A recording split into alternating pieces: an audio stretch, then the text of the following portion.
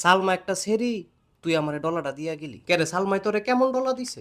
আরে হাসনা হেনা যেমন দেড় সেরা কষ্ট লিখরে ডলা দিছে, হ্যাঁ সালমা সেরিয়ে আমারে হেমন ডলা দিছে। ও তাইও কি দেড় সেরা গেছে গা? আরে তাই আমারে সাইরা গেছে গা। তাই কেমন সেরি? তাই একটা শয়তান সেরি, ঠিক হই কইছ।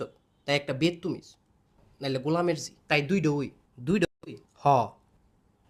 তাইর একটা মামা আছে, মামাটা আবার বালা মানুষ, মামাটা একটা ইবলিশ মানুষ। মামা আবার কিসছে? তুই তোর মোবাইলটা দে, এই লো। এটা তাইর মামা। হ্যাঁ তে ওই বড় বদমাইশ হেট বেটা। কি রস তুই? সব গিটুডি তে লাগাইছে তো লাগাইছে তো বুঝছি, মোবাইলটা তো আমার। তোরে আর কি কইতাম, সালমা একটা বড় হাস না। আরে বেটা আবার মোবাইল হালাস কিত্তি কেমনে কইতাম হালাই কে। কি রে এটা কেমন মোবাইল? ফুটেও না ফাটেও না। ফাটবো কেমনে?